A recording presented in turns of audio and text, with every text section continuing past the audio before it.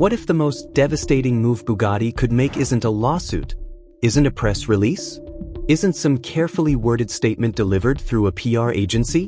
What if it's silence?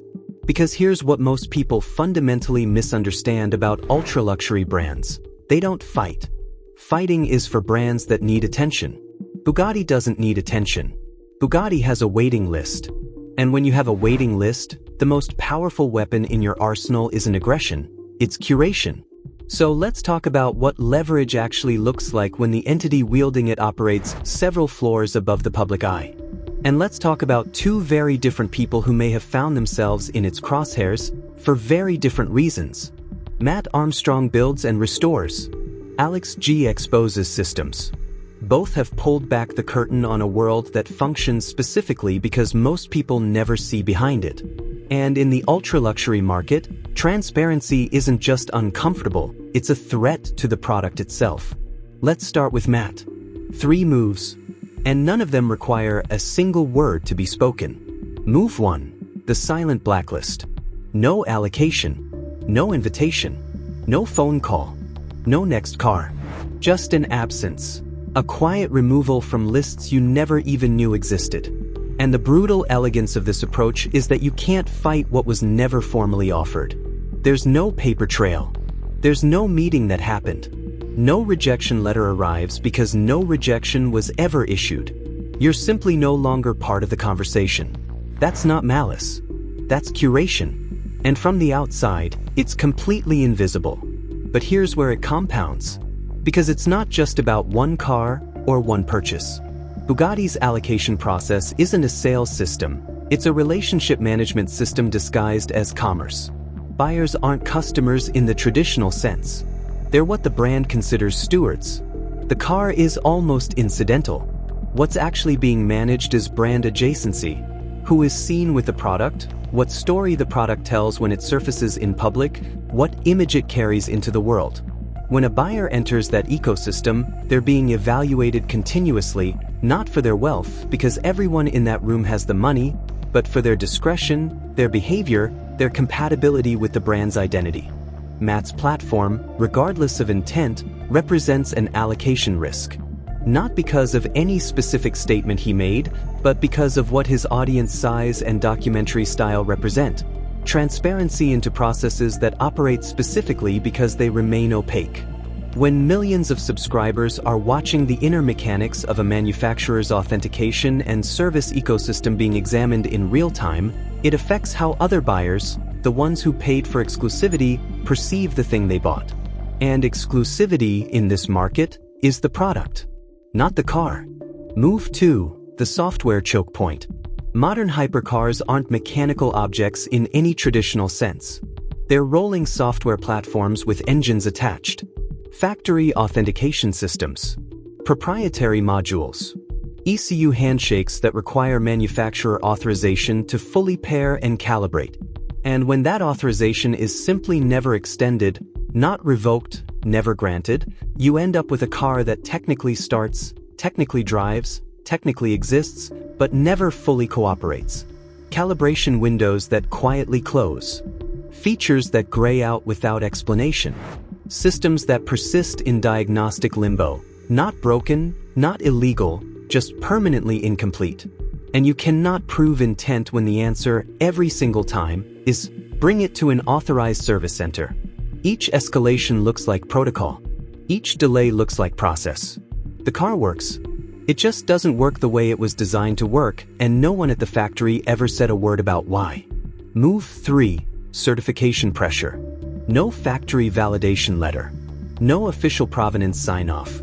A car that runs but lives permanently in a gray area, and that gray area costs money every single time the car changes hands.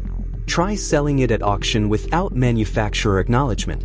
Try getting it insured at agreed value. Try navigating certain import certifications when the factory simply declines to confirm the build. Resale value in the ultra-luxury space is inseparable from provenance.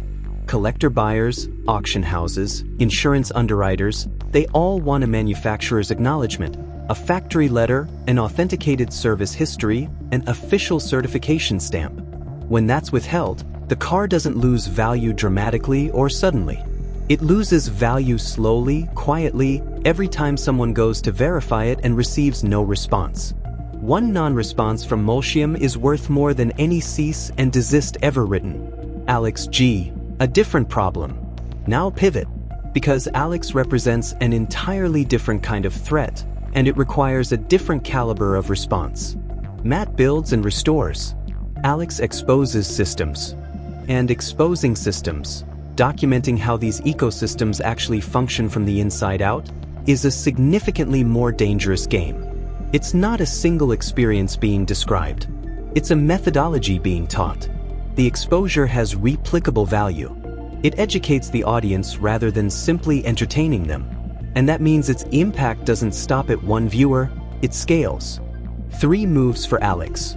Different architecture. Move 1, parts control. Restricted components. Selective supply chains.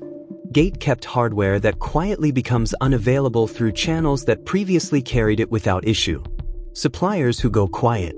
Distributors who stop returning calls, not because of any memo, not because of any formal directive, but because the temperature of the room shifted. Because everyone in a specialized supply ecosystem understands, implicitly, which relationships are worth protecting. This is surface-level friction, but it compounds. And compounding friction, applied consistently over time, changes the math of what's possible. Move 2, legal friction, and this is widely misunderstood. IP enforcement in the ultra-luxury space is almost never about winning in court. It's about increasing the cost of existing. Trade secret inquiries, supplier intimidation letters, quiet legal outreach that makes an entire ecosystem nervous about continued association. Nobody wants to be adjacent to an open legal situation involving a manufacturer with unlimited outside counsel on retainer. You don't have to win the case. You don't even have to file it. You just have to make the process exhausting enough that the cost-benefit calculation shifts on its own. The goal isn't a verdict. The goal is friction. Sustained, invisible, professionally administered friction. Move 3, future ownership ban. Curated buyer lists are real. Private allocation calls are real. The next chapter of Bugatti, whatever comes after the Chiron era closes, will have a roster of names attached to it before a single car is publicly revealed. Those names are cultivated over years. They reflect discretion, alignment, brand compatibility. And some names will simply not appear on that list. No confrontation. No explanation. No closed door, because no door was ever formally opened. Just an absence where access used to be. That's not punishment.